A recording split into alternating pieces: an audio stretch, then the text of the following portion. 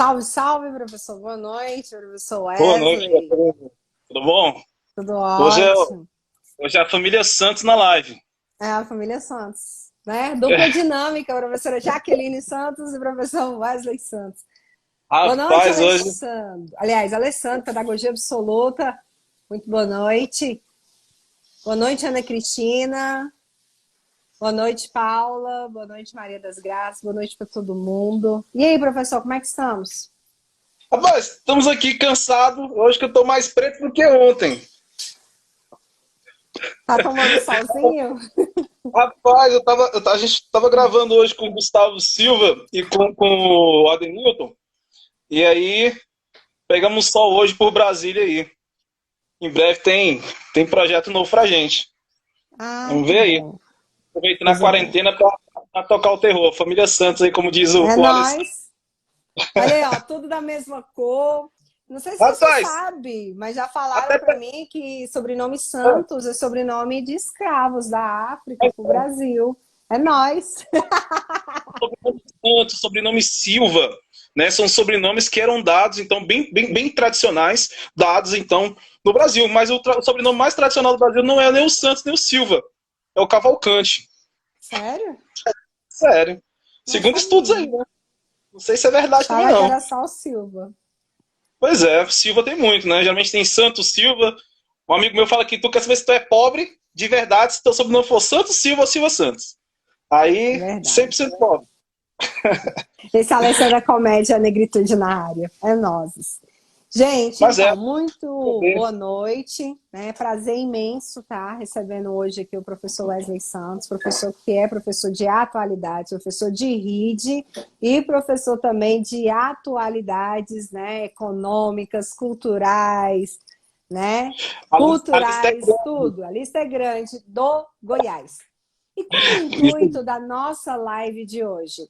Tem alunos que vão fazer certames para o Goiás. É, né? Muito normal, muito comum o pessoal tentar a Secretaria de Estado de Educação do Distrito Federal, mas olhar aos arredores aqui, que o nosso vizinho aqui do quadrado é o Goiás de fato, e uma esquininha aí em Minas, né? E aí, Isso. qual é a questão? Tem muitos alunos meus que eu falo até por conselho. Ó, dar um exemplo para vocês. Eu tenho uma amiga, nós estudávamos juntas para concurso público, professor Wesley. E aí eu lembro que saiu o concurso do Valparaíso em 2014, 15, por aí. 14. E Eu aí ela lembro, eu foi e fiz essa prova. falou, você fez, né? Aí ela foi e falou, Isso. Jaque, vamos fazer? E nós, né, fora da Ô, Jaque, secretaria. vou Oi, dar só uma paradinha rapidinho. pode? Entrou uma pessoa que falou comigo, saudades, Sandra Mara. Cara, muita saudade dele. Nós tivemos faculdade de pedagogia juntos, né? E aí ela estudou comigo, se preparou comigo para a prova de 2016, né? Então, Legal. saudade aí. Bom ver. Oh, coisa Aí, boa.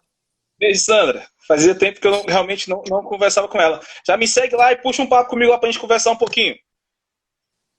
E aí, o que aconteceu? E aí, ó, tá vendo, né, Renata? Você mora em Valparaíso. Aí ela foi e falou, vamos fazer? Eu falei, não, porque meu foco é Secretaria de Educação da DF. A ignorância. Já tô dando a lição para vocês não fazerem a mesma coisa. Aí ela, então tá, eu vou lá, vou fazer. Ela foi lá, fez inscrição, já estava estudando ali, passou inicialmente em 21º e depois ficou em 19º. Foi nomeada, tá lá, né? Até então, tá esperando a posse do daqui, que ela passou bem depois no daqui, tá esperando a posse daqui. E aí, eu não quis ir porque eu falei, R$ 2.000 eu não vou deixar de ganhar. Lá no contrato temporário você ganha, estava ganhando na época 3.000, 3.000 e tanto, para ganhar dois. Só que esse dois, quando ela entrou, virou três.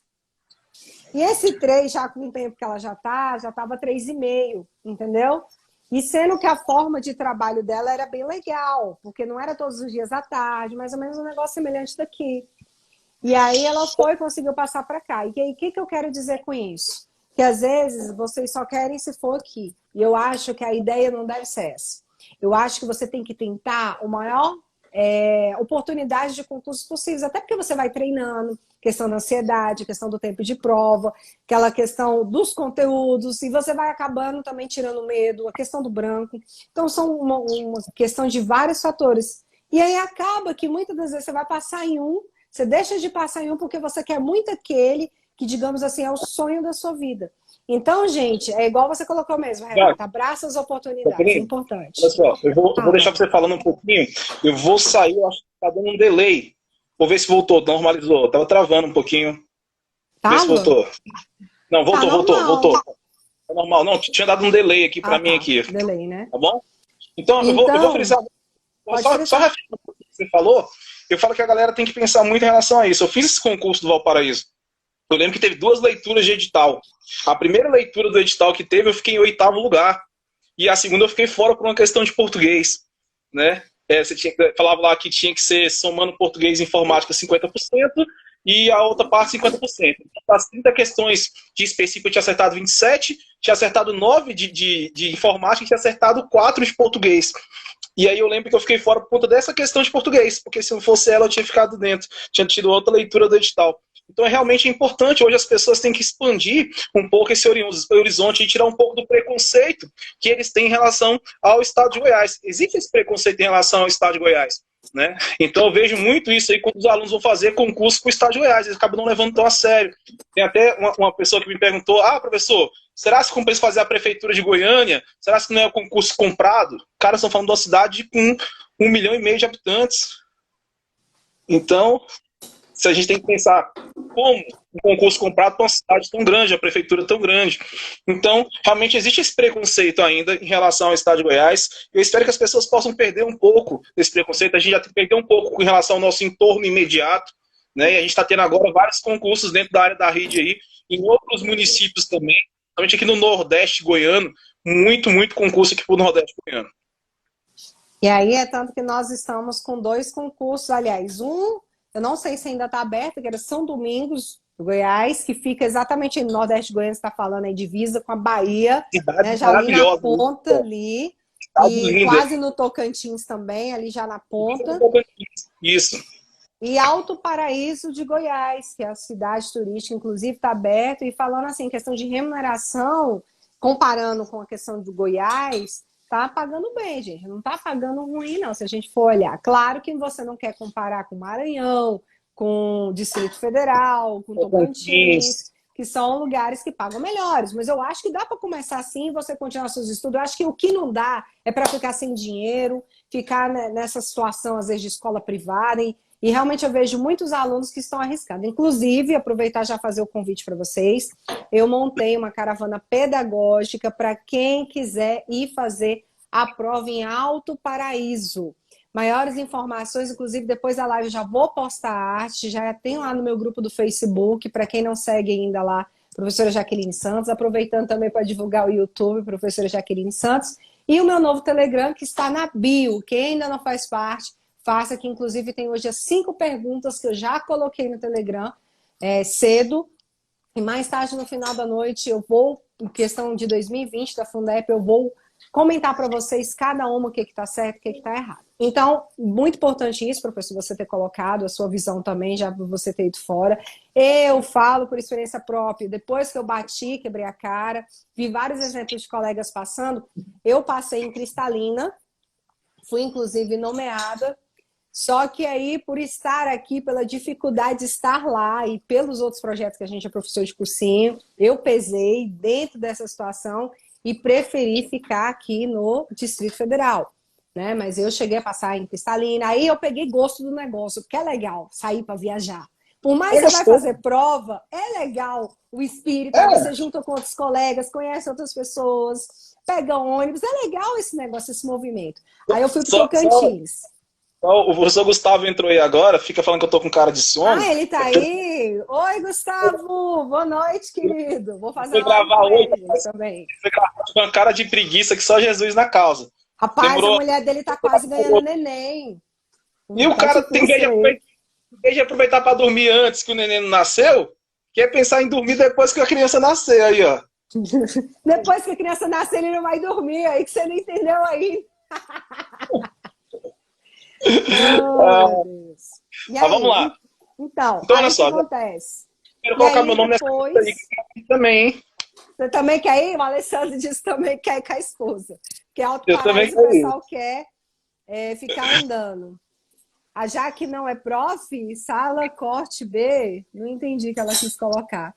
Sou professora, sim. Sou professora daqui, da Secretaria de Educação do Distrito Federal. A gente está aqui acabando zoando com o outro. Acabou que eu fui para Araguarina, porque eu criei gosto, gente. Não tomei posse, mas fui. Fui para o Tocantins, passei um pouco aí do cadastro aí, fiquei lá em Araguarina, em 110. Então, você vai pegando gosto, vai perdendo medo, você já chega lá, né? Já se sentindo tranquilo. Então, eu acho que o espírito é esse. Não é ir fazer a prova para passar. Se for, ótimo. Mas é você já ir treinando, principalmente para a galera que sofre de ansiedade e outras questões aí. Eu acho que é muito importante fazer isso, porque eu sempre falo, você vai para a guerra, você só vai para a guerra no momento, você não vai treinar sua artilharia antes. Então é importante sim você fazer provas antes. Quanto mais, melhor. Isso aí. Então vamos lá. E aí, vamos falar, além desses, é porque já passou a época de inscrição, a gente tem um concurso de Guarani de Goiás, minha quebrada lá, minha terra também, Guarani de Goiás. Guarani de Goiás. Guarani de Goiás. Pois é, e depois de Posse.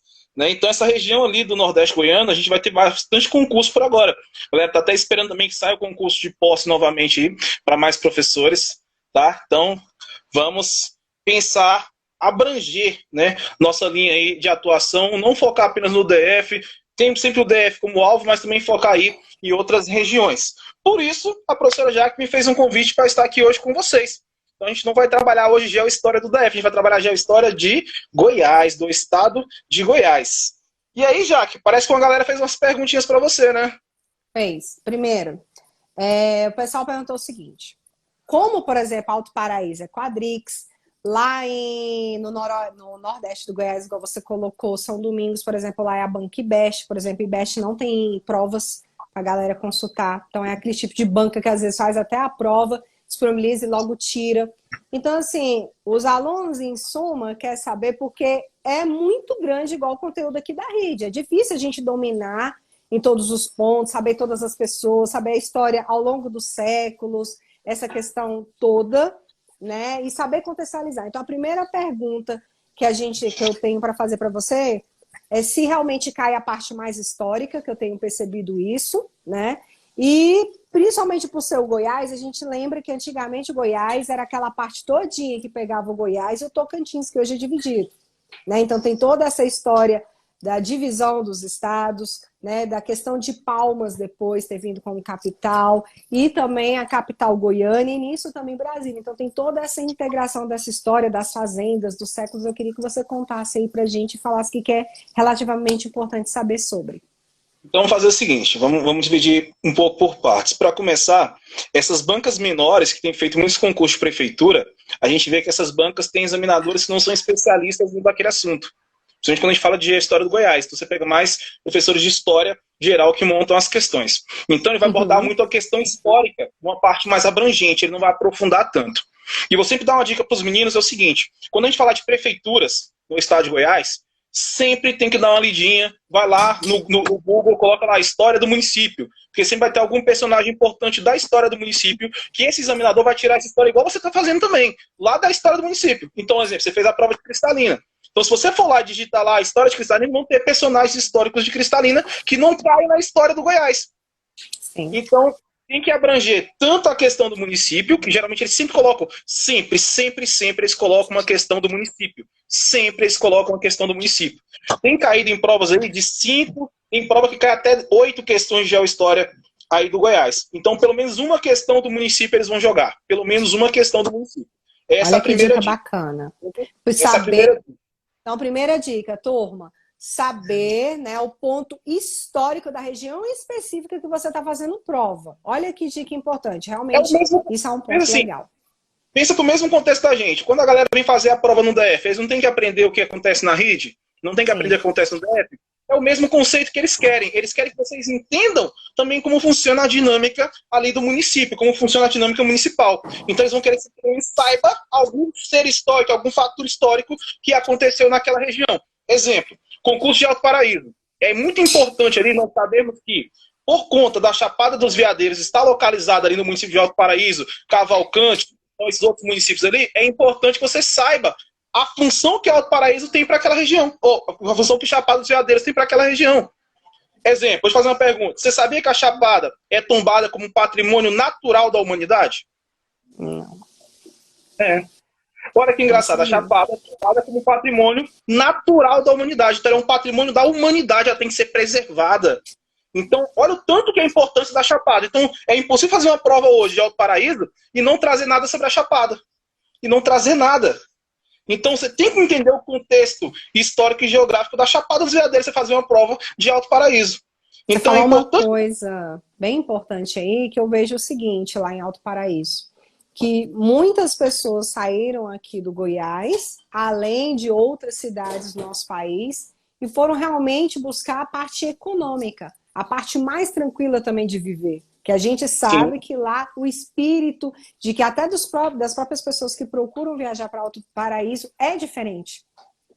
A ideia de colonização do Alto Paraíso, ela é uma colonização um pouco diferenciada, porque ela vai surgir ali principalmente com primeiros grupos hippies, uma galera mais com uma vibe mais zen, que vai ocupar aquela região, então ela tem todo ali uma questão espiritual envolvida, né? Então essa questão ela é muito forte abordada também. Então tem todo esse contexto diferente que nós temos hoje em dia. Então, exemplo, há um município que está crescendo, ele está se expandindo. Quando ele entrou na rede, ele buscou expansão, pelo fato dele fazer essa conexão muito forte turística com o DF. O DF é uma zona turística muito forte no Distrito Federal, então as pessoas costumam ir muito para essa região. Então, por isso, o Alto Paraíso então, tem crescido atualmente. Hoje, atualmente, o Alto Paraíso tem mais de 10 mil habitantes. Então, a gente não pensa que é um município grande de extensão, mas é um município muito pequeno em população. Perfeito. Né? Então, um ponto histórico aí vocês já pegaram. Né? E aí, vamos trazer esse mesmo contexto histórico para uma outra região que vai ter concurso agora, Pirenópolis. Sim, que é o CESP, inclusive. O que o CESP gosta? Vamos entrar agora num contexto diferente, porque o CESP não costuma fazer muitas provas no estado de Goiás. E aí entra essa questão. Mas eu falo para você, a Quadrix, ela tem um perfil histórico, ela tem um perfil mais histórico, ela tem um perfil de cobrar mais questões de história. Ela só quebrou o perfil dela pro concurso da AGP em Goiás. No concurso da AGP em Goiás, ela cobrou questões de atualidades. Então ela quebrou o perfil histórico dela. Ela fala que ela veio e quebrou todo o perfil que os professores montaram da banca. Mas em seguida ela vem com outro concurso e mete 2 questões de história. Então, assim, ela voltou pro padrão dela. Ela quis romper um pouquinho esse padrão na prova da AGPEM. Mas quando a gente falar de Quadrix, a gente tem que pensar que é uma banca muito histórica. Ela costuma cobrar muita história, muita geohistória do Goiás. Beleza? Uma parte mais histórica. Sabe o que ela cobrou, que eu fiquei chateada? Que eu não consegui acertar na época? Lá em Cristalina, foi a questão das hidroelétricas de Goiás. Eu falei, rapaz, eu só conheço a companhia que é a Celg. O resto e nem é Celg mais. Nem é Celg mais, é Enel. Então, olha só, mudou. Enel. Então, você vê como é que é. Ela vai trazer um contexto, ela já trouxe um contexto mais geográfico. Porque a gente tem aqui no estado de Goiás uma grande geradora de energia, principalmente ali na região do Rio Paranaíba, né? Rio Paranaíba, essa região do Paranaíba ali, ele tem muitas hidrelétricas, que é uma região de altas quedas, então você pode represar ali. Então, a Goiás é uma grande geradora de energia elétrica aqui para o Brasil. Tanto para o DF, principalmente. Oferta aqui muito da energia elétrica do Distrito Federal. Então, como nós falamos aí de Pirenópolis, eu aposto num contexto histórico, porque Pirenópolis é uma das 3 cidades históricas do estado de Goiás. Então, nós temos 3 cidades históricas de Goiás. Nós temos Cidade de Goiás, ou Goiás Velho, que é a mesma cidade, beleza? Antiga capital, né? Primeira capital. Isso, antiga capital, a gente fala isso daqui a pouquinho, tá bom? Nós temos Corumbá de Goiás, aqui próximo a nós, né? E Pirenópolis. Então essas são as 3 cidades históricas do estado de Goiás. Por quê? As 3 surgiram aí no contexto do ciclo do ouro, que é quando nós vamos ter a colonização aqui do nosso território central do país. Então, quando nós falarmos de Goiás, a gente vai ter sempre que lembrar que Goiás vai surgir durante o ciclo do ouro. O ciclo do ouro vai ser determinante para o surgimento do estado de Goiás. E ele recebe esse nome, Goiás, por causa de uma tribo indígena que tinha aqui.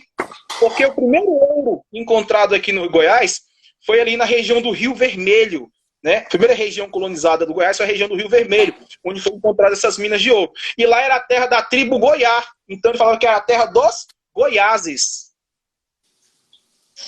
E daí veio o nome da nossa cidade. O nome do nosso estado.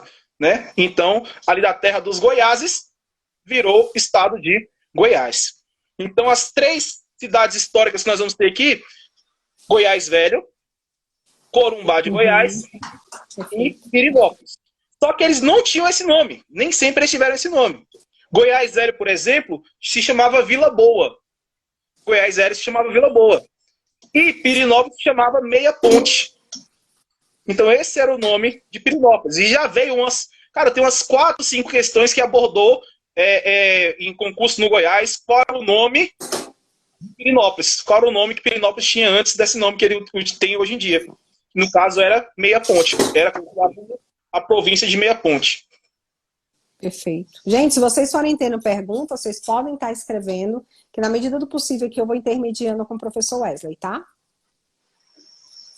Então, taca de essa pau foi aí. a parte aí. Ó, aqui, colocou aqui, Alto Paraíso nasceu em terras de uma fazenda pertencentes a Francisco de Almeida na segunda metade do século XVII. Eita, Alessandro, tá informada, hein? Importante, né? Na verdade, essa questão das fazendas está muito envolvida com Goiás, né? Isso. Inclusive Agora, na criação. Essa questão é interessante.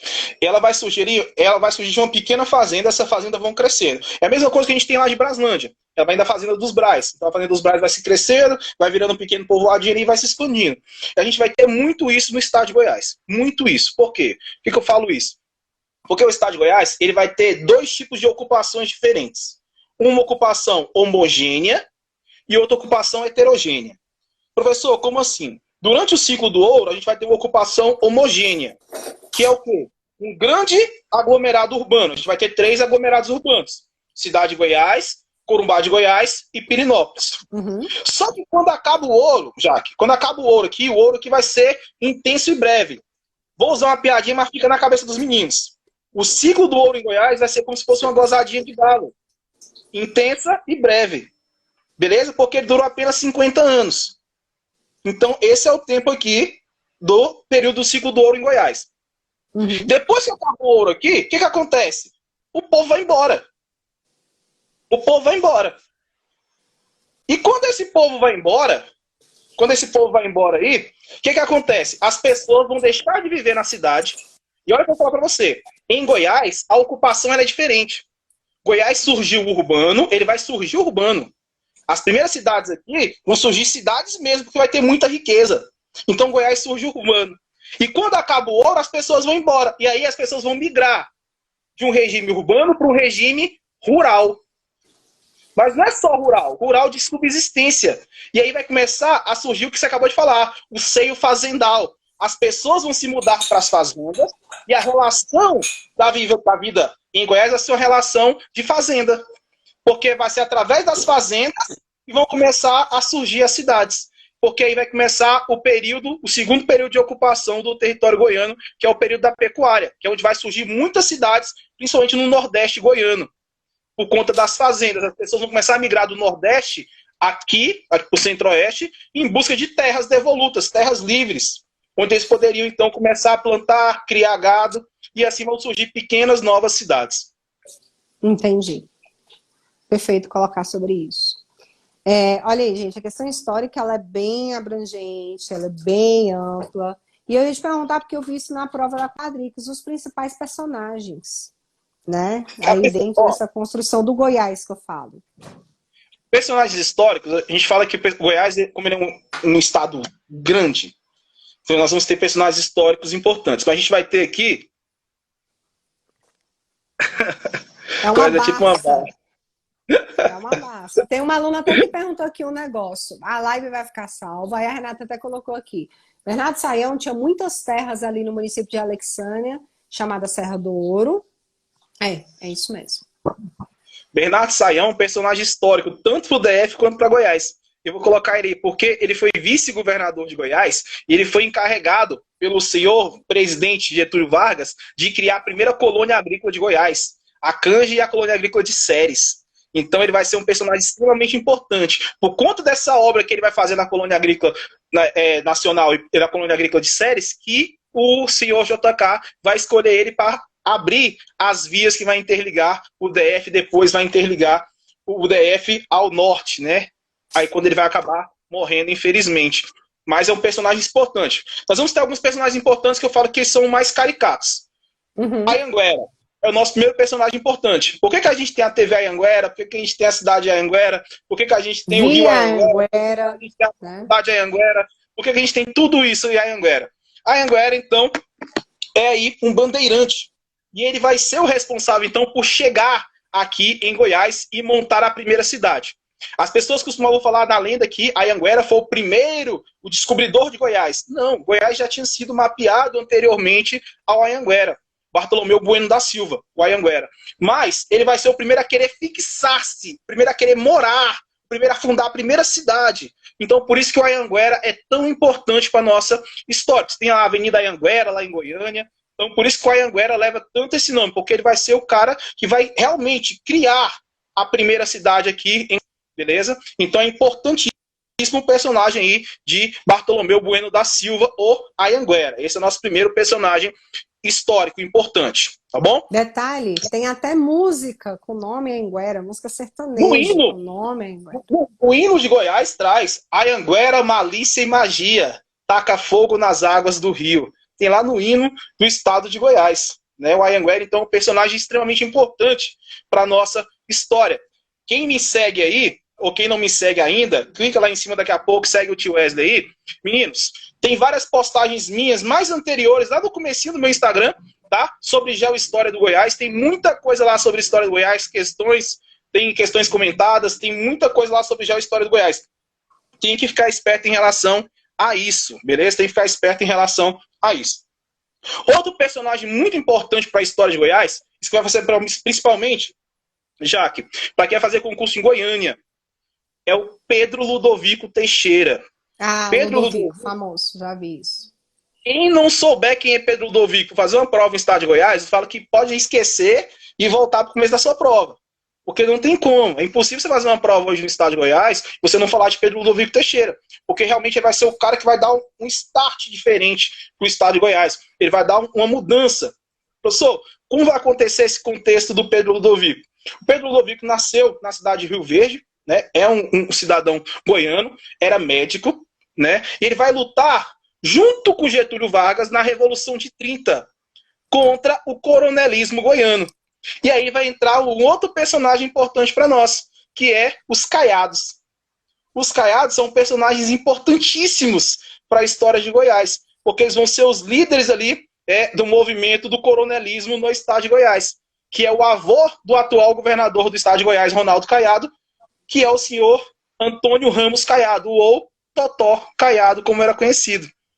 Então a gente vai ter dois personagens antagonistas. A gente vai ter de um lado o Totó Caiado, liderando ali o movimento do coronelismo no Goiás, e a gente vai ter a figura do Pedro Ludovico sendo um surgimento de uma nova metodologia, um novo pensamento, algo novo que estava surgindo no estado de Goiás. E aí, o Totó Caiado ele liderava o governo local, né, o estado de Goiás tinha uma grande força política, e ele era o chefe da cidade de Goiás, que era então capital do estado de Goiás. E aí, quando a Revolução eclodiu, o nosso Pedro Ludovico ficou ao lado do Vargas. Sim. E o Totó Caiado tinha ficado ao lado, então, do então presidente Washington Luiz. E aí, com a vitória da Revolução acontecendo e o Vargas assumindo o poder, ele vai nomear interventores. O que eram os interventores? Como se fossem governadores para gerir cada região. E ele vai escolher como interventor de Goiás exatamente o Pedro Ludovico Teixeira. E aí que começa a mudança histórica, porque vai começar a sair a figura do coronelismo liderada pelo Totó Caiado e começa a surgir a figura da evolução, do desenvolvimento com a figura do nosso querido Pedro Ludovico Teixeira. E aí o Pedro Ludovico Teixeira, ele vai ter que pensar algo. O Vargas fala para ele, eu quero que você proponha algo que faça com que o estado de Goiás cresça e ao mesmo tempo você possa tirar o poder dos coronéis em Goiás, diminuir o poder dos coronéis em Goiás. O que é que o nosso Pedro Ludovico pensou, Jaque? Pensou o seguinte, como é que eu faço para tirar o poder se você manda na sua casa? Como é que eu vou chegar na sua casa e mandar na sua casa? Tem como? Não. Não. Então o que ele fez? Sabe que eu não posso mandar na sua casa? Eu vou construir uma nova casa. Na minha nova casa, quem vai mandar é quem? Sou eu. Então ele faz o seguinte, ele propõe então por Vargas a criação de uma nova capital para o estado de Goiás, e assim vai surgir, então, a nossa querida Goiânia. Foi importante você falar isso, porque eu lembro, já que a gente está falando, você falando do CESP, né, questão de Pirenópolis e tudo, mas eu lembro, já que vocês vão fazer Alto Paraíso, gente, eu lembro que na prova de Cristalina, inclusive, caiu falando desses personagens, que foi o Ludovico e ainda a questão do coronelismo. Ele solicitou aí a história do Goiás nesse ponto aí. Uma questão foi bem em cima disso aí mesmo. Ó, eu falo que o coronelismo é um período muito importante, não só para o estado de Goiás, mas um período muito importante para a história do Brasil. Porque ele vai dar uma base de sustentação ali para o começo da República Brasileira. A gente tem a chamada República da Espada, assim que acontece a proclamação da República em 1889, a gente vai ter ali 6 anos de presidentes militares, a gente chama de República da Espada, que são os primeiros presidentes do Brasil, Marechal Deodoro da Fonseca e Marechal Floriano Peixoto. E depois desse período de 6 anos, a gente vai ter até 1930 a chamada República Velha. O que é a República Velha? É o período ali que nós vamos ter ali a questão da política do café com leite, a gente vai ter presidentes alternando entre São Paulo e Rio de Janeiro. Então a chamada República Velha, ela vai privilegiar ali a galera do Sudeste, né, principalmente São Paulo e Minas Gerais. Então o Vargas vai vir com quebrando esse paradigma dessa República Velha. E a gente vai entrar no novo período histórico brasileiro. E esse período histórico vai trazer, então, personagens novos. Então, essa cara dessa República Velha é a cara do coronelismo. O coronelismo vai dar a base de sustentação para essa República Velha. Vai ser a base de sustentação. Então é importantíssimo você entender qual é o contexto do coronelismo no estado de Goiás. E eu tenho uma dica que não falha. Falou em coronelismo no estado de Goiás. Presta atenção, falou em coronelismo no estado de Goiás. De 1909 até 1930, a figura principal é o Totó Caiado. De 1909 até 1930, a figura principal do coronelismo é o Totó Caiado. Ele vai ser a figura central. Eu até brinco assim, ó, vai ser a figura central, centralizadora das ações do coronelismo no estado de Goiás. Porque ele vai tomar, vai fazer uma pequena revolução. A gente tem uma revolução em Goiás chamada Revolução de Quinta, ou Revolução de 1909, que é quando o Totó Caiado toma o poder daqueles que eram os líderes, que eram as famílias mais ricas que tinha em Goiás na época, que era dos Bulhões e dos Jardins. Então, que tinha várias famílias lá chamadas Bulhões e Jardins. Então, a gente tem uma cidade chamada Leopoldo de Bulhões. Olha aí, recebe o nome de uma pessoa importante daquele período. Então, esses caras eram extremamente importantes na época. E aí vem a figura do Pedro Ludovico para romper com tudo isso. Ele pega, tira a capital lá da cidade de Goiás, Goiás Velho, ficou durante 200 anos como capital do estado de Goiás, e em 1933 ele dá início lá ao lançamento da Pedra Fundamental de Goiânia. E aí tem uma pegadinha boa, quando a gente fala sobre Goiânia. Porque a data, né, 11 de novembro de 1933, é a data que costuma utilizar lá para Goiânia. 11 de novembro, a cabeça está dando ruim assim. 1933 é a data como data de fundação de Goiânia. Só que as bancas, elas costumam aceitar 4 datas para Goiânia. 4. Isso mesmo. Essa mesma cara aí que eu fiquei também quando eu fui ver a primeira vez. Eles aceitam 1933, que é como é dada o lançamento da Pedra Fundamental, em 33. Eles também aceitam como data de fundação 1935, que é quando é criado o município de Goiânia. Eles aceitam como data de fundação 1937, que é quando acontece a transferência definitiva de Goiás Velho para Goiânia. Também aceitam como data de fundação 1942, que é quando tem o batismo cultural de Goiânia. Então essas 4 datas podem vir na sua provinha ali como datas históricas para a fundação de Goiânia. Mas a data histórica mesmo que aceita para aniversário de Goiânia, vou até colocar aqui, ó. Oh, meu Deus, eu tô sem o teclado, peraí. Se eu não me engano, é 24 de novembro de 1933. Eu só corrigir aqui. Aqui, ó. A cabeça às vezes dá um tem não, branco. Kizia. Hoje a gente é um bate-papo aqui, não tem, minha flor. Pessoal perguntando de material? Isso mesmo. Kizia. Eu errei só o mês. É 24 de outubro, não de novembro, tá? Então, 24 de outubro de 1930 é a data que eles colocam lá como data de aniversário de Goiânia, que é a data do lançamento da Pedra Fundamental. Mas ele é aceito aí, tá? É aceito aí várias outras datas. São 4 anos diferentes e pode vir cobrado na prova de vocês. 4 anos diferentes. 1933, lançamento da Pedra Fundamental. 1935, criação do município de Goiânia. 1937, transferência definitiva, 1942, batismo cultural de Goiânia. Perfeito. Léo Beleza? tá perguntando aqui, 1933, acho que não ficou claro para ele o que aconteceu. Ficou, Léo? Lançamento da pedra fundamental. Fundamental. Perfeito. Tem uma arte no meu Instagram falando sobre cada uma das 4 datas. Tem uma artezinha lá, dá uma fuçadinha lá que acha. Na verdade, eu aconselharia vocês a sentar um momento, tipo, que você estiver estudando Atualidades Goiás e fuçar o Instagram dele. Aí você vai lendo parte por parte. Aí quando você for estudar RID do Distrito Federal, aí você separa outro tempo, que aí você tem que ler com calma, que tem muito vocabulário novo, tem muita descoberta, tem muita coisa que às vezes eu fico olhando assim, eu não sabia. Eu, por exemplo, não tinha visto ainda, que eu achei bacana que você postou, o mapa novo da Ceilândia, dividindo o sol nascente do pôr do sol. Eu ainda não tinha visto o novo mapa. E você já colocou lá. A Codepan publicou a arte num dia, no outro dia eu fiz a publicação. Porque eu acho importante que as pessoas saibam que as 2 novas regiões administrativas já têm o seu mapa definitivo e elaborado. Já é bem importante que as pessoas saibam isso aí. E você aí, falou da... diga. Pode falar. Você falou da história, perfeito. E aí, realmente eu percebo, e isso, o professor Wesley Santos, ele mesmo. Quem não está seguindo ele aí, pode começar a seguir, porque ele não dá aula só da parte de Goiás, turma. RID também, que é conteúdo de vossa prova da Secretaria de Educação. Atualidades também, nós somos professores aí de alguns cursos juntos. E a outra questão que eu ia colocar para você. Ah, tá, e quem também não está me seguindo, aproveita, siga aí também, que vocês já estão vendo aqui pela minha live, né, professora Jaqueline Santos. Percebi que realmente cai muita questão histórica, salvo me engano, foram 3 questões, isso mesmo, da parte histórica da Quadrix, quando eu fiz cristalina. Um outro ponto que eu vejo interessante falar, que você falou da história, seria o outro ponto da geografia. Eu ia perguntar para você, fora a questão da natureza, que a gente sabe que aí dá para a gente conseguir ponto, que é a parte do cerrado, né, que é bem cobrado também, e aí já fica fácil da gente saber, porque é algo que a gente convive, né? Então, eu queria saber da parte da geografia, quais são os pontos que a gente tem que saber, hidrografia, questão de bioma, que é o caso do cerrado, o que você costuma trazer para a gente? Só apontar um ponto importante antes de mudar para a geografia, Jaque.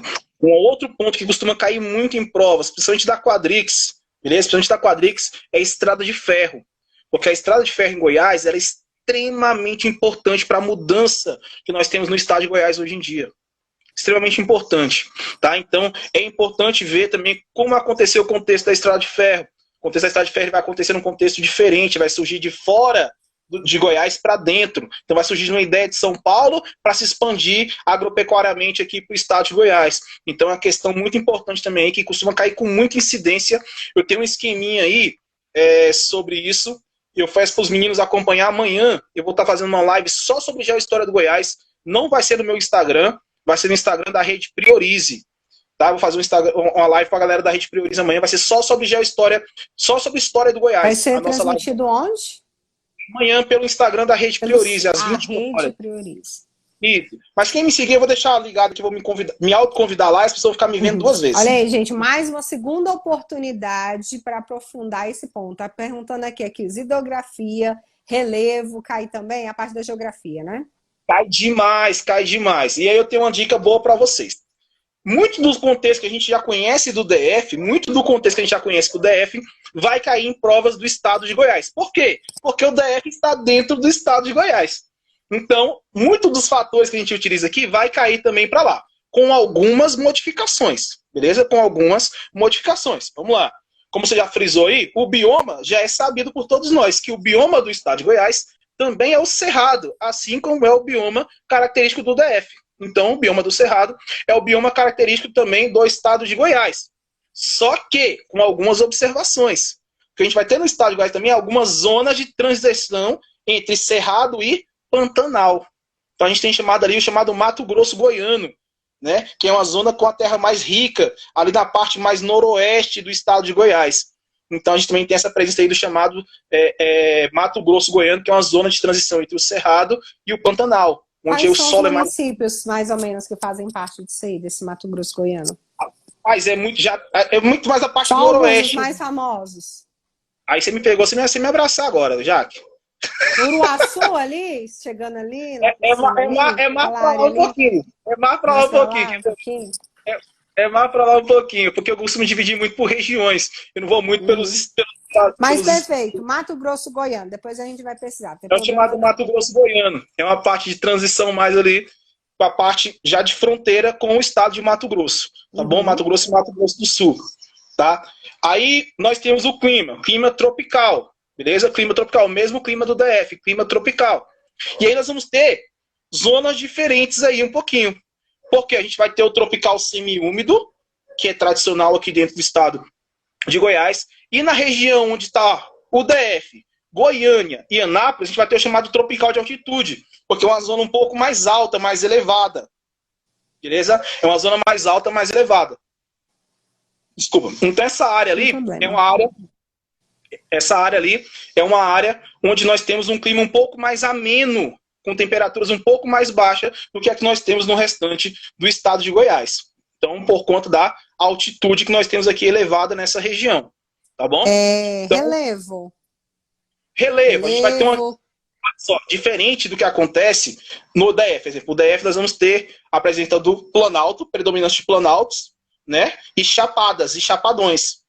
Já no estado de Goiás, a gente vai ter planaltos, chapadas, chapadões, planícies, depressões. Então a gente vai ter essas 5 formações de relevo no estado de Goiás. A gente vai ter ali na parte mais norte e nordeste do Goiás uma zona com muita depressão, com muita queda acentuada de nível. Tá? Essa parte mais próxima da Chapada dos Veadeiros, a gente vai ter uma parte mais de chapadas e chapadões.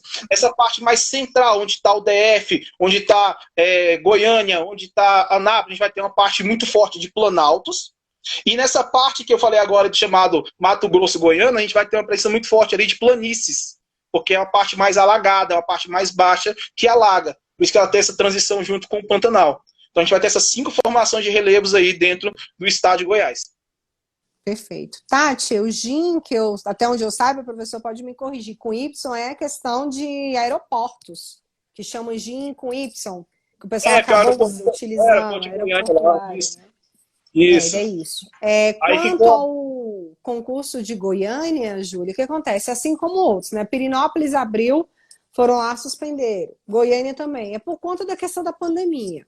Existe a necessidade de realizar o concurso. Então, assim, podem esperar que quando passar essa situação da pandemia, amenizar, com certeza devem ser tomados. Agora, quanto ao concurso de Alto Paraíso de Goiás e São Domingos, que são os 2 únicos municípios goianos que eu estou tomando consciência que estão abertas as inscrições, até então normal. O que pode acontecer é a questão da prorrogação aí, mudar a data da prova, que é possível também acontecer, mas questão de suspensão, a banca ainda não se movimentou ainda dentro disso, não.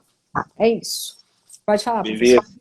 Vamos lá. Outro fator importante que eu quero que a galera saiba aí é que assim como o DF é dividido em regiões administrativas, para melhor distribuição aí, né, dos recursos, a descentralização, como gosta de dizer o Adenilton aí, o estado de Goiás também é dividido em 10 micro-regiões, tá bom? O estado de Goiás é dividido em 10 micro-regiões. Então, o que a gente costuma falar aí? O que a gente costuma falar aqui? Da região do entorno do DF, não é isso? A gente costuma falar da região do entorno? Isso porque ela é uma região, uma das 10 regiões que formam o estado de Goiás. E aí, Alto Paraíso, no caso, está dentro dessa micro-região aí, que é a região do entorno do Distrito Federal. Ela fazia parte da região do Nordeste goiano e ela passou então a fazer parte da região aqui do entorno do DF a partir da inclusão de 2018 na lei da RID. Beleza? Lei Complementar 163 de 2018. Então tem que ficar esperto em relação a isso. As 10 regiões goianas lá. As 10 regiões goianas são a região do Norte goiano, Nordeste goiano, Centro goiano, entorno do Distrito Federal, Noroeste goiano, Oeste goiano, região metropolitana de Goiânia, bem importante também falar sobre isso, região Sudeste goiano, região Sul goiano e a região do Sudoeste goiano. Então são as 10 regiões aí do estado de Goiás. Então Goiás também é dividido em regiões aí para melhor distribuição de recursos e descentralização política também. Então é importante também a galera dar uma olhadinha em relação a isso. Perfeito. Questão cultural, alguma outra questão, hidrografia, por exemplo, questão de rios. Boa, hidrografia. Galera que acompanhou minha live hoje, mais cedo, com o professor Alessandro, eu falei um pouquinho sobre a questão que no DF nós temos aqui o ponto de encontro de 3 importantes bacias hidrográficas nacionais, beleza? A gente tem encontro aqui de 3 bacias hidrográficas. E no estado de Goiás ela fica muito mais acentuada, porque o estado de Goiás é dividido lá em 3 bacias hidrográficas. Exatamente essas 3 bacias hidrográficas, ela compõem ali a formação do estado de Goiás. Então nós vamos ter dentro do estado de Goiás o encontro dessas mesmas bacias hidrográficas. Nós vamos ter na parte norte do estado de Goiás, a parte norte do estado de Goiás, nós vamos ter a bacia do Tocantins-Araguaia. Na parte sul do estado de Goiás, a gente vai ter a bacia do Paraná. E no menorzinho, na parte leste do Goiás, ali, pegando o DF aqui, a gente tem o encontro com a bacia do Rio São Francisco. Então são 3 bacias hidrográficas que se encontram dentro do estado de Goiás. Beleza? Tem que ficar esperto em relação a isso. São 3 bacias hidrográficas que se encontram aí dentro do estado de Goiás, na parte norte do estado de Goiás. Vamos fazer fazer igual eu fiz mais cedo aqui com o professor Alessandra. Professor Alessandro, deixa eu ver se eu tenho se eu acho um papel em branco aqui, que é o mais difícil de encontrar. Deixa eu ver no meu. Sim, Joana, esse tempo é de estudar, principalmente porque atualidades é um tema bastante vasto. Então, o que tem para você ler aí de assunto é muita coisa mesmo. Vou fazer o seguinte, já que eu não sei se vai dar para ver bacana, mas eu vou tentar virar a câmera para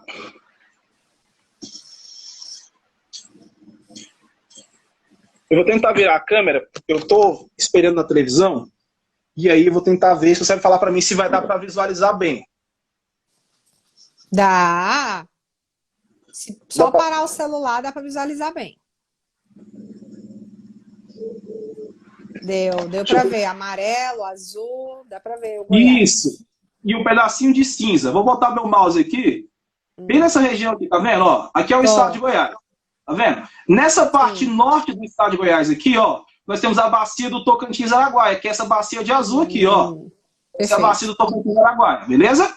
Nessa parte amarela, tá vendo o tamanho aqui, ó? Sim. A amarela é a bacia do Paraná. Bacia do Paraná. E menorzinho de cinza aqui, ó, também que ela pega um pedacinho do Goiás aqui, ó. Sim. É a bacia do São Francisco. Então nós temos aqui, ó, o encontro de 3 grandes bacias hidrográficas dentro do estado de Goiás. Tá bom? Então vou até fazer o seguinte, quer ver? Vou colocar outra publicação para ficar melhor ainda para vocês entenderem. Tem outra publicação que traz um pouquinho disso aqui, e depois os meninos podem procurar no meu Instagram, que vai estar a postagem lá direitinho, eles vão conseguir identificar o que que é. Simone, o que você gostaria que o professor Wesley repetisse? Porque não ficou claro. Para ele repetir o quê? O que foi que você se perdeu? Anota aí, por favor. Tati Games, Norte, Sul e Leste. Ah, tá, eu ia te perguntar. Então, digamos que das bacias maiores brasileiras, a única que o Goiás é interligado seria a do São Francisco, então. Repete, por favor, que eu não entendi, desculpa. Das maiores bacias hidrográficas brasileiras, aqui, né, a do Goiás é ligada, no caso, seria a do Rio São Francisco. No caso, não. É o que tem menos no território. Menos no território. Mas é ligado, digamos assim, das maiores bacias. Ele é ligado nas 3. Né? Porque aqui dentro do estado de Goiás, no caso dentro do DF também, a gente tem essa. É onde nasce, né, esse ponto de nascituro aí. Existe até uma lenda chamada lenda da Lagoa Dourada, né? Que falava, que essa lenda falava, tanto que na época da construção, na época do mapeamento do estado de Goiás, foi até questão de prova já isso aí. Na época do mapeamento de Goiás, tinha essa lenda dessa Lagoa Dourada, que nessa Lagoa Dourada nascia os 3 grandes rios. Nascia o Tocantins-Araguaia, nascia o São Francisco, nascia o Paraná dentro dessa lagoa.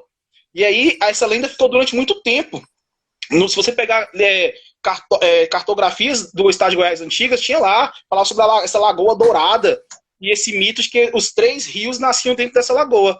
Né? E depois descobriram, não, que realmente tem essa parte que é o encontro das águas emendadas, que fica aqui em Planaltina. Lá nós temos realmente a nascente que vai para 2 lados, né? Que vai para o Tocantins-Araguaia e que vai para o São Francisco, ou vai para o Paraná, perdão.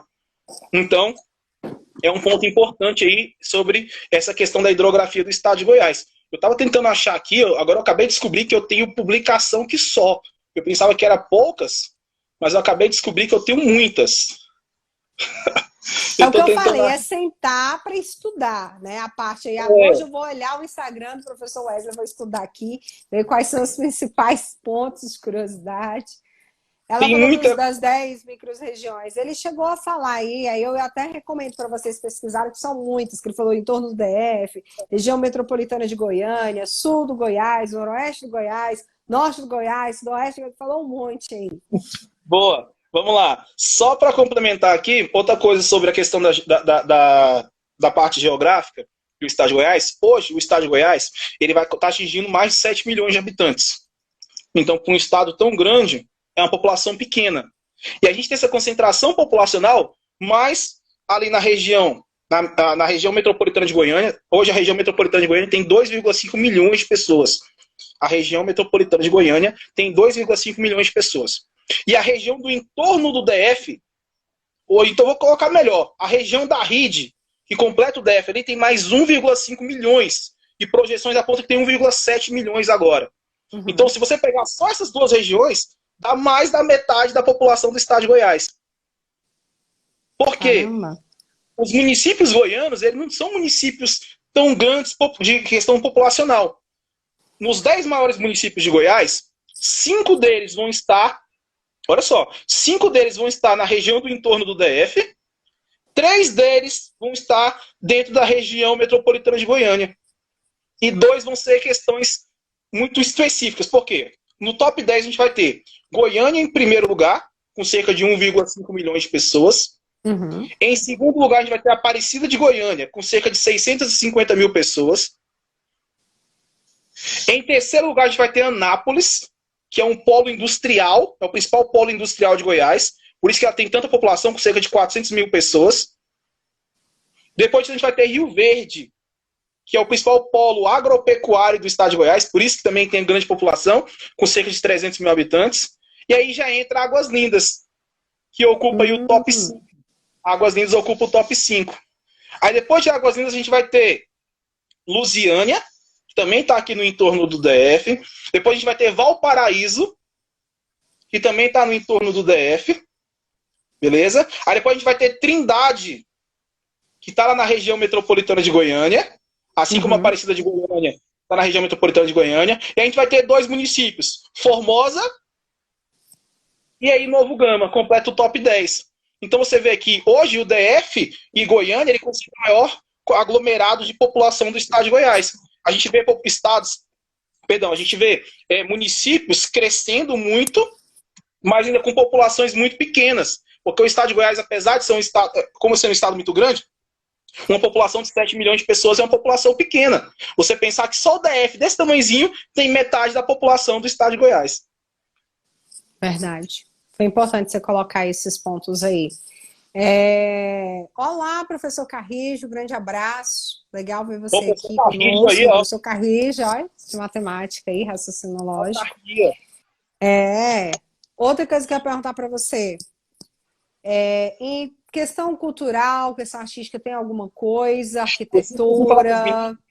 Os meninos, nossa live está quase acabando, né? Sempre costumo falar para os meninos o seguinte: sempre costuma cair muito em prova relacionado à Cora Coralina. Cora Coralina é um ícone da cultura goiana, né? Então é uma pessoa que costuma cair com muita incidência em prova. E é importante você saber que a Cora Coralina, ela escreve desde nova, mas só teve seu livro publicado já idosa, né? Quando ela tinha 76 anos. Então é importante você saber isso. As pessoas não sabem, mas o primeiro livro da Cora Coralina só foi publicado quando ela tinha 76 anos. Então é importante, é um ícone muito importante da cultura goiana. Além da música sertaneja, a música caipira tem a diferenciação. Música sertaneja é o ritmo cultural dessa batida tchê, tchê, tchê, tchê, tchê, tchê, tchê. Isso é música sertaneja. Música caipira é aquela música que fala do homem do campo. Num rancho fundo, bem pra lá. Então tem essa diferenciação. Catira, né? Eu lembro da Catira, dos pais Goiás. Muito importante, não tem a origem, porque era uma mistura muito forte do português, do índio, do escravo. Então é uma mistura muito grande que a gente tem aqui dentro do estado de Goiás. Outra coisa importante falar, principalmente para quem vai fazer concurso de Alto Paraíso, é sobre os calungas. Os calungas são a maior representatividade de cultura negra de quilombo no Brasil. São quase 4 mil quilombolas lá no quilombo dos calungas. Costuma cair com muita frequência em provas no estado de Goiás. Calungas, gente. beleza? Então tem que ficar esperto em relação a isso aí também. Jaque. Aluna, só rapidão, para a gente encerrar, temos que eu entrei em 8.2, 8.3. Bandeira do Goiás, tem alguma importância, relevância? Tem importância sim, o símbolo, as cores são as mesmas cores da bandeira do Brasil e as temáticas são as mesmas, só tem lá a questão da colocação em cada uma delas. E eu recomendo também vocês estudarem, dá uma lida no hino do Goiás, dá uma lida no hino de Goiás, que costuma também ajudar para fazer prova no estado de Goiás. Professor, eu só tenho a te agradecer por ser essa Barça, como disse a Alessandro, por ser essa enciclopédia ambulante, por nos ajudar com essa missão em uma hora, você falou muita coisa. Oi? Temos que fazer uma segunda parte. Podemos marcar, com certeza. A história do Goiás é muito longa, cara, é muita coisa. Eu queria falar sobre o Cerrado, as características principais, eu nem falei. Fica para a próxima live. Vou deixar aqui em off para a gente poder falar na próxima live. Pode fazer uns exercícios também. Nós vamos marcar uma segunda. Agradeço demais a parceria, a presença. Foi muito bom essa aula. Gente, fiquem com Deus. Aproveitem. Oi, pode falar. Vou fazer pose de bonito aqui para a galera tirar foto e marcar a gente. Ah, é? Faz a pose, faz a pose. Só dizer para vocês, aproveita, siga o professor Wesley Santos aí no Instagram dele. A live vai ficar salva, mas eu também vou postar, professor, lá no meu YouTube, professora Jaqueline Santos. Aproveita o link na bio para entrar no meu Telegram, tá? Que ele abriu essa semana, tá bombando, tem os materiais especiais para quem participa do meu Telegram. Assim também como tem o meu Facebook, divulgando para vocês que nós vamos ter a caravana pedagógica. Maiores informações, me mandam um direct. E eu vou postar arte para vocês, tá bom? Professor, obrigado, Deus te abençoe. Reza a lenda que a Jaque está me convidando para fazer parte dessa caravana, para dar uma aula para vocês de revisão um dia antes da prova, tá? Acredite uma coisa, Alto Paraíso não cobrou a parte de professor atualidades. Só São Domingos, acredita? Mas em Pirinópolis tem, Goiânia tem. Mas reza a lenda que você vai sim, qualquer hora dessa, dar aula pra gente, diz assim, nós vamos marcar aí uns aulões, alguma coisa, tá bom? Tamo junto, Jaque. Prazerzão, meu bem. Obrigada. Grande abraço. Beijo, gente. Tchau, boa noite. Tchau, tchau. Boa noite.